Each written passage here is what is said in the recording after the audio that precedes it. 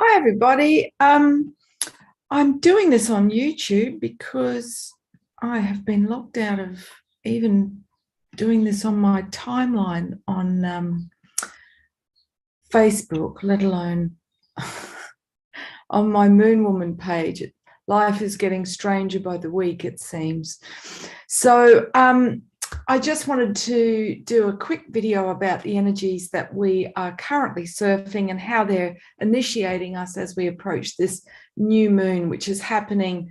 I'll put the link in so you can see it in your time zone, but it's happening on the 18th of June. So this weekend, maybe the 19th if you're on the other side of the date line. So it's in Gemini. It's going to be at 26 degrees Gemini. So Gemini is the youngest of the three air signs. So this is very much a head trip. I mean, it has been with the sun moving through Gemini this month.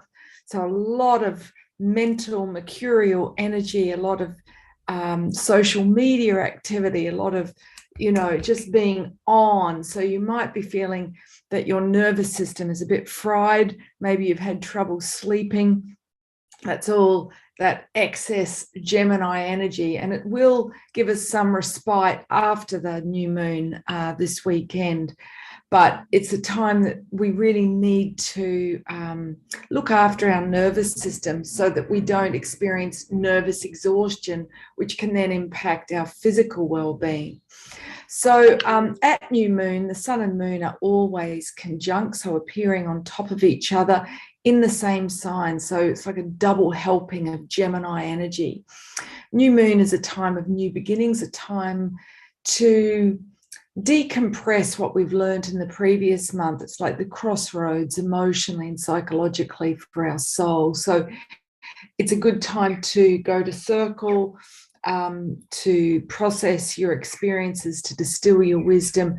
And if you can't get to a circle, to journal, have an in-depth conversation with yourself so you can get clear and set intentions for the new lunation, the new lunar month. The archetypal energy that this new moon is evoking for us and has been up during the sun's transit through Gemini is the trickster. So this, when it's at the unconscious level of expression, it's very much the illusionist or the magician, someone who unconscious Hermes, you would say, which is the masculine archetype that governs the third eye or the brow chakra, ajna. And this is someone who gets away with everything that they think they can get away with until they're caught red-handed. So, this is a time when we need to be a bit more vigilant about those that promise us the world with a silver tongue and don't necessarily have any intention of delivering on their words. So it's a time when we can see get-rich schemes, those that would seek to influence others, seduce others, but for their own gain. So at the level of the empowered conscious Hermes or trickster archetype, we have the alchemist. So this is when we pull together all of the facets, first of all, of our diamond blueprint soul, and bring it together into one cohesive. So whether that's gathering all the recipe ingredients you need to make a cake, that's a form of alchemy. Yeah, you're turning elements into something new. Or whether that's performers in a circus coming together and putting together a production by bringing all the elements together. So making magic, that's what this new moon is about. So magic is something which has been, misrepresented. We've been deliberately dumbed down, taught to fear magic, to see it as, going against the divine, when in fact, magic is simply our ability to bring together the elemental forces that together comprise the Earth Mother's body, which is air, fire, water, earth, and ether, spirit. And these are the elements that comprise us. So it's taking back our real awareness, maturity, and power around the right use of energy. In other words, being able to be conscious of how we use energy and direct it with awareness, okay, with integrity. Because if we don't have any schooling in that, we unconsciously wield energy in a way that is destructive, such as giving someone the evil eye or the dirty look. That's sending them bad vibes, yeah. Whereas, you know, every time we smile at someone, we're giving them a blessing. We're showering them with our soul light. So this is a time to make magic, you know, to cast a circle, and you can do that in lots of ways. You can use your finger to draw out a circle. You can invoke the elements by turning to face the directions. And I was walking along the other day and I saw a little key, and I thought that was quite interesting, because that's very much the sign of the mystic that sits opposite the archetype of Hermes, the alchemist, and helps him to make wise choices. So the key, you know, you might know it as the Ankh in the Egyptian tradition, but the key, if you look at Australian Indigenous art, their image for the soul looks like a key, like the Ankh. You've got the circle for the head, then you've got the body, and then you've got the cross. And so too, we are the living key. We are the key to the mysteries if we know how to work with the mystery. Yeah. So as we turn to face the directions and invoke them, we are unlocking the gates to those elemental forces. So having the moon in Gemini means that we may avoid feeling. Okay, for us to be emotionally balanced and well, we need to feel. You know, we need to be in touch with our heart, which is our feeling function, and check in with ourselves regularly and ask ourselves, how am I feeling? On the understanding this is what indicates our needs. Yeah. If we're disconnected, if we're shut down from our feelings, we can't meet our needs. So the inner mother is immature. Okay, and then we unconsciously project mother onto others and want others to caretake us, because the moon governs our ability to caretake our needs.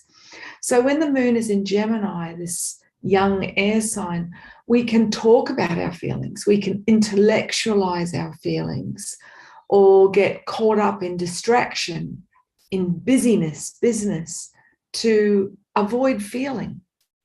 Those that drink a lot of coffee are in doing mode, and this also disassociates from being present with ourselves and being in our bodies so that we can actually feel.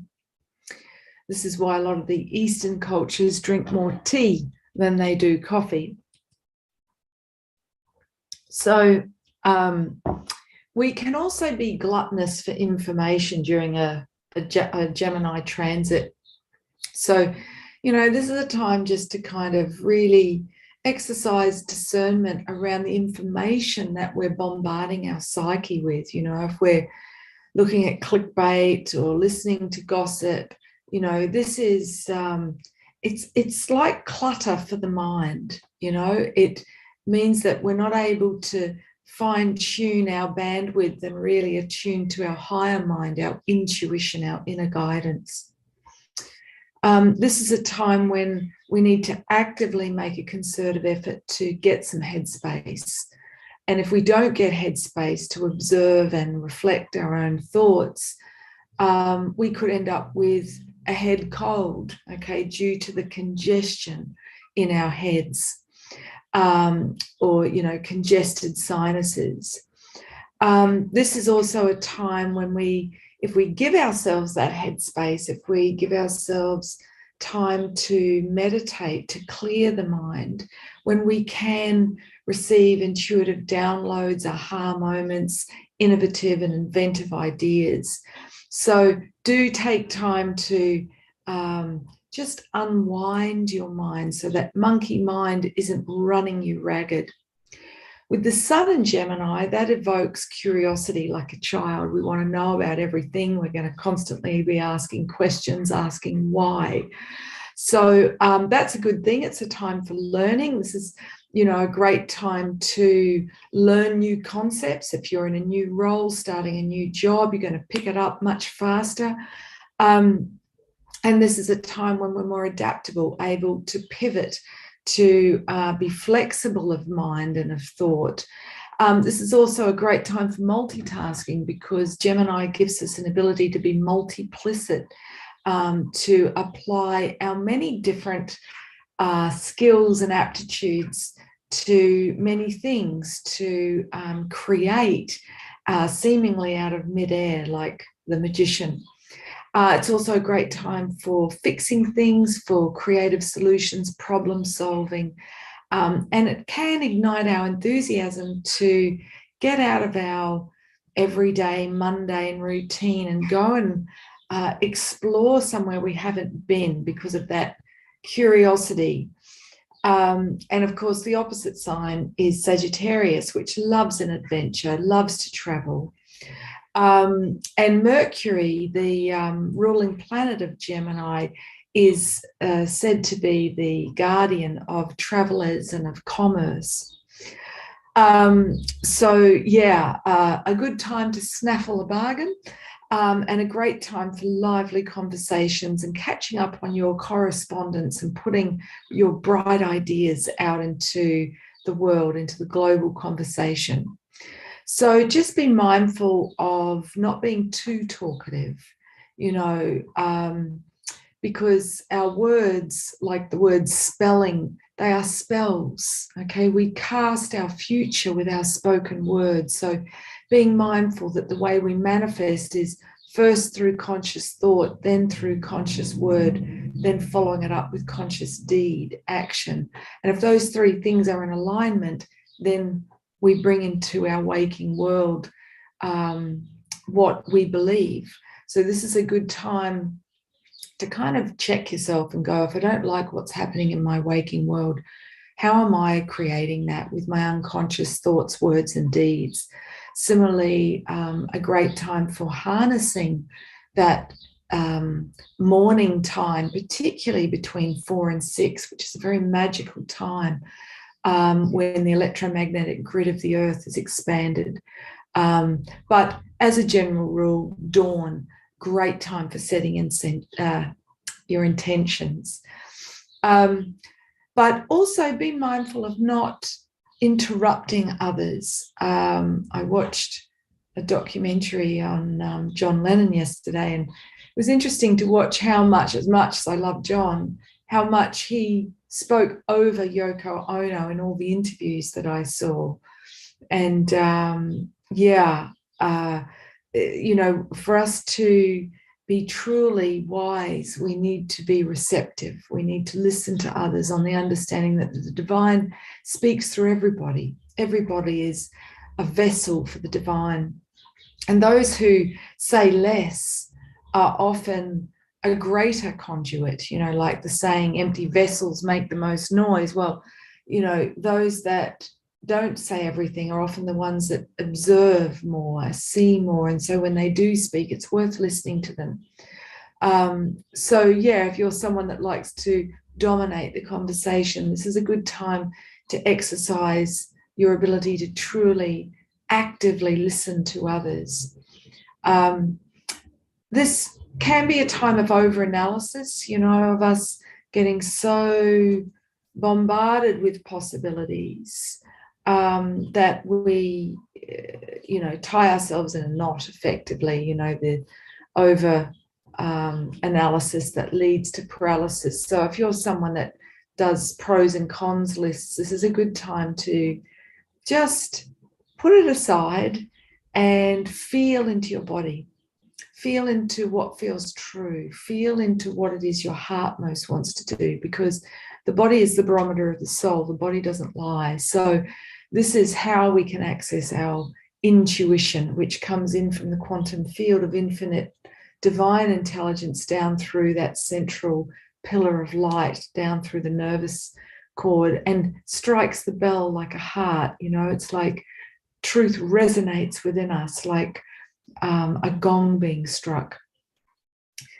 And also be mindful of not overcomplicating your communications with others by being present, by listening, because if you're distracted, you'll get confused and then make things more confusing than they need to be in your communications with others.